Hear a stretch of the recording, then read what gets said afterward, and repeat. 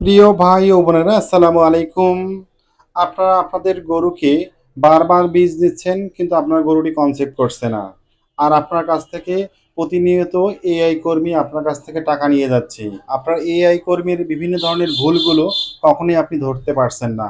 আপনি কিভাবে একজন এআই কর্মীর বিভিন্ন ধরনের ভুলগুলো, অর্থাৎ এআই কর্মী যে বীজ প্রদান করছে আপনার গরুকে, তার যে ভুল সেটিকে আপনি ধরিয়ে দেওয়ার জন্য আপনি কিভাবে সেগুলো চিহ্নিত করবেন, সে বিষয় নিয়ে আজকে আমাদের প্রতিবেদনটি তৈরি করেছি।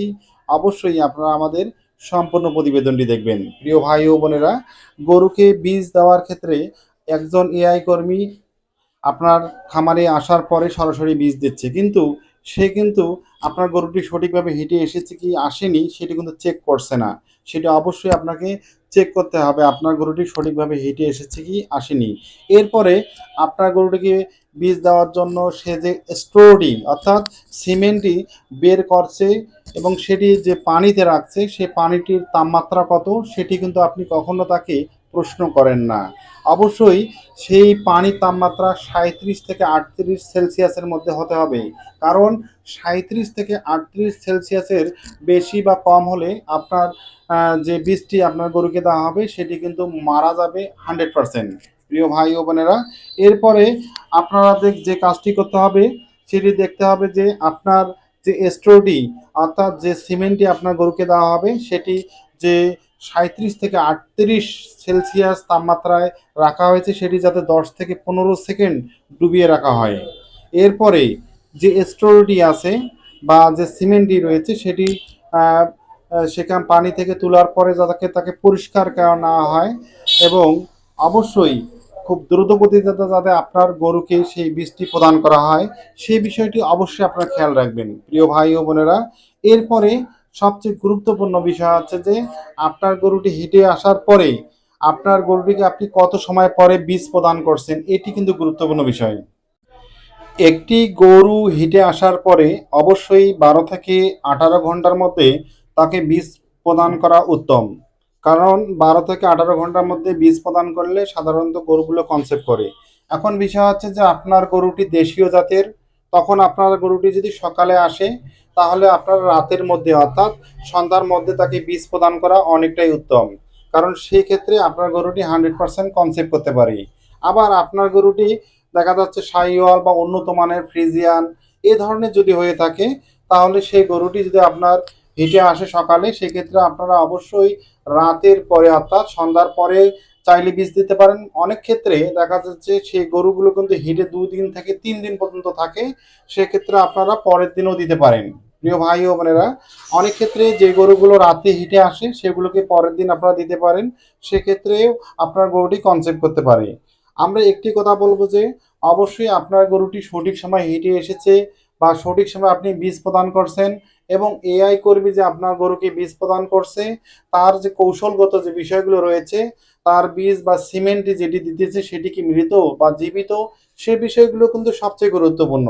কারণ আমরা অনেক ক্ষেত্রে আমাদের গরুগুলো হেঁটে আসে, আমরা সরাসরি একজন এআই কর্মীকে ডেকে এনে সরাসরি বীজ প্রদান করছি, কিন্তু আমরা এই বিষয়গুলো কখনো লক্ষ্য করি না যে এআই কর্মী যে বীজ আপনার প্রদান করছে তার ক্যানের ভিতরে যে গ্যাস রয়েছে সে গ্যাসের পর্যাপ্ততা কি সঠিক রয়েছে, বা গ্যাসের পর্যাপ্ততা সঠিক না থাকলে কিন্তু অনেক ক্ষেত্রে তার সিমেন্টগুলো নষ্ট হয়ে যেতে পারে।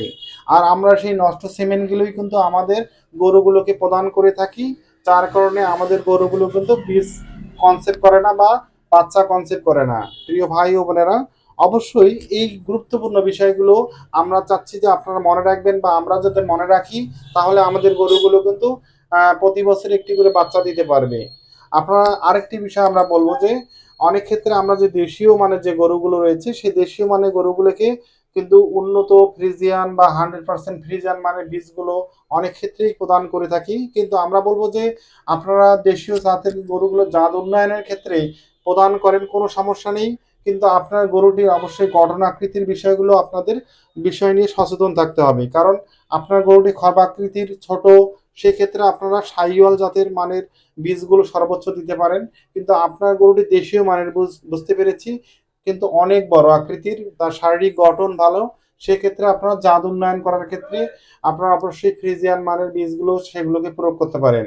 আবার আমরা একটি কথা বলবো, বাংলাদেশের যে আবহাওয়াগত যে বিষয়টি রয়েছে সেখানে কিন্তু 75 অর্থাৎ 75% থেকে 87% পর্যন্ত বীজগুলো সাধারণত আমাদের বাংলাদেশের আবহাওয়ার সাথে অনুকূলে, যার কারণে আমরা অবশ্যই আমাদের গরুগুলোকে এই মানের যদি বীজগুলো অর্থাৎ 75% থেকে যদি 87% পর্যন্ত বীজগুলো প্রয়োগ করি, সেক্ষেত্রে কিন্তু আমাদের গরুগুলো থেকে আমরা ভালো মানের বাচ্চা পাবো। আমরা অনেক সময় না বুঝেই যে কোনো গরুকে 100% বীজ প্রদান করি, সেক্ষেত্রে কিন্তু কি হবে যে আমাদের গরুগুলো কিন্তু বাচ্চা জাত উন্নয়ন তো পরবর্তী বিষয়, কিন্তু আমাদের গরুগুলোর কিন্তু বাচ্চার যে গ্রোথ বা বাচ্চার যে আবহাওয়াগত যে বিষয়গুলো সেগুলো কিন্তু তারা অনেকটা অনুকূলে বা তারা প্রতিকূল হয়ে যায়, যার কারণে তারা সেগুলোর সাথে মানানসই হতে পারে না, যার কারণে বিভিন্ন ধরনের রোগে আক্রান্ত হয় বাছুরগুলো। তাই আমরা বলবো যে অবশ্যই বীজ প্রদান করবেন, অবশ্যই সেই বীজগুলোই তাদের প্রদান করবেন যে বীজগুলোর সঙ্গে তাদের শারীরিক গঠনের স্যাটিসফাই রয়েছে। এর পাশাপাশি অবশ্যই সে ধরনের বীজ প্রদান করবেন যেগুলো দিলে আপনার গরুটির কোনো ধরনের ক্ষতি হবে না, বাচ্চার দুধ প্রোডাকশন যাতে ঠিক মতন বাচ্চা পায় সেই বিষয়গুলো আপনারা লক্ষ্য করবেন।